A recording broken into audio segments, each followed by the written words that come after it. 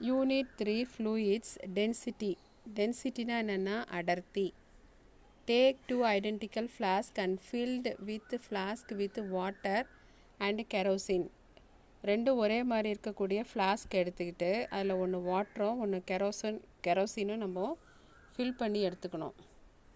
அதாவது to understand density better, let us assume that the mass of the flask be 80 gram. இந்த ரெண்டு ஃப்ளாஸ்கோடைய wait நம்ம எடுத்தோன்னா first அதனுடைய வெயிட் எடுத்துக்கிட்டோன்னா அது எவ்வளோன்னா ஒவ்வொன்றுத்தும் எவ்வளோ வெயிட்டுனா 80 gram. So the mass of the flask filled with water is 330 gram.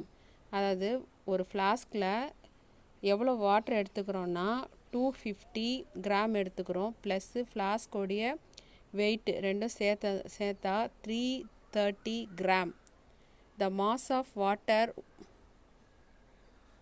is 330 gram and mass of flask filled with kerosene is 280 gram. இப்போ kerosene எவ்வளோ எடுத்துக்கிறோன்னா 200 கிராம் எடுத்துக்கிறோம் ப்ளஸ்ஸு இந்த 80 கிராம் சேர்த்தனா 280 gram. The mass of water only is 250 gram. இப்போ water எவ்வளோ எடுத்துக்கிறாங்க 250 gram மட்டும் எடுத்துக்கிறாங்க. அதே மாதிரி the kerosene only is 200 gram. kerosene எவ்வளோ மட்டும் எடுத்துக்கிறாங்கன்னா 200 கிராம் எடுத்துக்கிறாங்க. The mass per unit volume of water is 250 gram per 250 centimeter cube. இப்போது 250 கிராமும் 250 சென்டிமீட்டர் க்யூபும் இது கேன்சல் ஆகிட்டு கிடைக்கிறது என்னது 1 கிராம் பர் சென்டிமீட்டர் க்யூப் கிடைக்குது. The mass per unit volume of kerosene is 200 gram per 250 centimeter cube. So இது ரெண்டுத்தையும் நம்ம divide பண்ணோன்னா எவ்வளோ கிடைக்குதுன்னா 0.8 கிராம் பர் சென்டிமீட்டர் க்யூப். அதாவது இந்த டென்சிட்டி ஃபார்முலா என்னது மாஸ் பை வால்யூம். ஸோ மாஸ்ன்றது 200 கிராமு, வால்யூம்ன்றது 250 சென்டிமீட்டர் க்யூப். அதுதான் மேலே வந்து மாசு, கீழே வந்து வால்யூம். ஸோ ரெண்டுத்தையும் டிவைட் பண்ணால் நமக்கு கிடைக்கக்கூடியது என்னது density. This is 0.8 gram per centimeter cube. The result 1 gram per centimeter cube and 0.8 gram per centimeter cube are the density of water and kerosene respectively. Therefore, the density of a substances is mass per unit volume of a given substances. ஒரு யூனிட்டில் எவ்வளோ தண்ணி பிடிச்சிருக்குன்னா அதாவது formula என்னது density equal to mass by volume. அதாவது 250 கிராம்ன்றது mass, 250 centimetre க்யூப்ன்றது வால்யூம். ரெண்டுத்தையும் டிவைட் பண்ணால் கிடைக்கக்கூடிய ஆன்சர் என்னது வாட்டருடைய டென்சிட்டி என்னது 1 கிராம் பர் சென்டிமீட்டர் க்யூப். அதாவது ஒரு சென்டிமீட்டர் க்யூப்பில் எவ்வளவு தண்ணி அடைச்சிருக்குன்னா 1 கிராம் தண்ணி அடைச்சிருக்குன்னு அர்த்தம். The SI unit of density is kilogram per meter cubic, kg per meter cube. Also gram per centimeter cubic, gram per centimeter cube. The symbol for density is rho. அதாவது கொடுத்துருக்கக்கூடிய பொருளில் எவ்வளவு volume அடைச்சிருக்கு அதுதான் வந்து என்னது density. Next relative density. We can compare the densities of two substances by finding their mass. அதாவது ரெண்டு பொருளுடைய டென்சிட்டியை வச்சு கம்பேர் பண்ணலாம். வாட்டரோடைய டென்சிட்டி எவ்வளோ, ஆயிலோட டென்சிட்டி எவ்வளோ, கெரோசினோட டென்சிட்டி எவ்வளோன்னு கம்பேர் பண்ணலான்னு. எதை வச்சு கம்பேர் பண்ணலான்னா அந்த பொருளோடைய மாஸை வச்சு நம்ம கம்பேர் பண்ணலாம். But generally, density of a substance is compared with the density of water at 4 degrees Celsius because the density of water at the temperature is 1 gram per centimeter cube. Generally பார்த்தீங்கன்னா எல்லா பொருளுமே density of வாட்டரோட compare பண்ணி சொல்லுவோம். அதுக்கு என்ன காரணம்னா தண்ணியோட டென்சிட்டி 4 டிகிரி செல்சியஸில் வெறும் 1 கிராம் தான் இருக்கும்.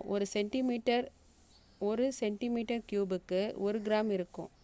அதனால் 4 டிகிரி செல்சியஸில் மற்ற பொருளோட கம்பேர் பண்ணி சொல்லும்போது கிடைக்கிறது வந்து அதனுடைய density. The density of any other substances with respect to the density of water is called relative density. அதாவது 4 டிகிரி செல்சியஸை மற்ற பொருளோட கம்பேர் பண்ணி சொல்லும்போது அதுதான் என்னது relative density. Thus the relative density of the substance is defined as the ratio of density of the substances to density of water at 4 degrees Celsius. Mathematically, the relative density RD equal to density of substances by density of water at 4 degrees Celsius. அதாவது எந்த பொருளோடைய எந்த சப்ஸ்டன்ஸோடைய density கண்டுபிடிக்க போகிறோமோ அது மேலேயும் வாட்டரோடைய density கீழேயும் போட்டு நம்ம டிவைட் பண்ணோன்னா நமக்கு ரிலேட்டிவ் டென்சிட்டி வந்து கண்டுபிடிச்சிடலாம். So density equal to mass by volume. Relative density equal to mass of the substances by volume of the substances. அதாவது மாஸ் ஆஃப் த சப்ஸ்டன்சஸ் அப்படி இல்லைன்னா வால்யூம் ஆஃப் த சப்ஸ்டன்சஸ் நம்ம சொல்லிக்கலாம். அதே மாதிரி by mass of water or volume of water, மாஸ்ன்னு சொல்லிக்கலாம் வால்யூம்னு சொல்லிக்கலாம். Since the volume of the substances is equal to volume of water. So relative density equal to mass of certain volume of substances by mass of equal volume of substances, equal volume of water at 4 degrees Celsius. So the ratio of mass of given volume of a substances to the mass of an equal volume of water at 4 degrees Celsius also denotes relative density. அதாவது ஒரு பொருளுடைய volume அதனோட வாட்டரோட volume வந்து divide பண்ணோன்னா நமக்கு கிடைக்கிறது வந்து ரிலேட்டிவ் டென்சிட்டி. அதாவது ரேஷியோனா என்னது டிவைட் பண்ணுறது. அதாவது மேலேயும் கீழேயும் கொடுத்துருக்கக்கூடிய பொருளை வந்து பொருளுடைய மாசும் அதுக்கு ஈக்குவலாக volume of water at 4 degree Celsius இருக்கக்கூடிய ரேஷியோ தான் என்னது டென்சிட்டி. அதாவது மேலே வந்து நம்ம கொடுத்துருக்க பொருளுடைய சப்ஸ்டன்ஸோடைய மாசும் கீழே வந்து வாட்டரோடைய மாசும் அதாவது அட் 4 டிகிரி செல்சியஸ் வச்சு நம்ம டிவைட் பண்ணோன்னா நமக்கு என்ன கிடைக்குதுன்னா relative density. Thus the ratio of the mass of a given volume of a substances to the mass of an equal volume of water at 4 degrees Celsius also denotes the relative density. அடுத்தது measurement of relative density. Relative density can be measured using pycnometer also called density bottle. அதாவது அடர்த்தியை கண்டுபிடிக்கக்கூடிய ஒரு கருவி தான் என்னதுன்னா pycnometer. It consists of ground flask stopper with a fine hole through it. இப்போ இந்த பாட்டில் இருக்குது. இப்போது the function of the hole in a stopper is that when the bottle is filled and the stopper is inserted, the excess liquid rise through the hole. அதாவது இந்த பாட்டில் ஃபுல்லாக நம்ம என்ன பண்ணுறோன்னா வாட்டரை நிரப்பி வைக்கிறோம். இப்போ இதுக்கு மேலே ஸ்டாப்பர் இருக்குது. அந்த ஸ்டாப்பரில் ஃபைன் ஹோல்ஸ் இருக்குது. இந்த ஃபுல்லாக வாட்டர் நிரம்பி இருக்குது. இப்போ ஸ்டாப்பரை வச்சு அந்த ஹோல்ஸை மூடும்போது அதில் அந்த ஸ்டாப்பரை அதில் வச்சு அழுத்தும்போது என்ன ஆகும், அதில் அதிகமாக இருக்கக்கூடிய வாட்டர் எல்லாமே பாட்டிலுக்கு வெளியே என்னவாயிடும் ரன் ஆகிடும். Running down out the bottle.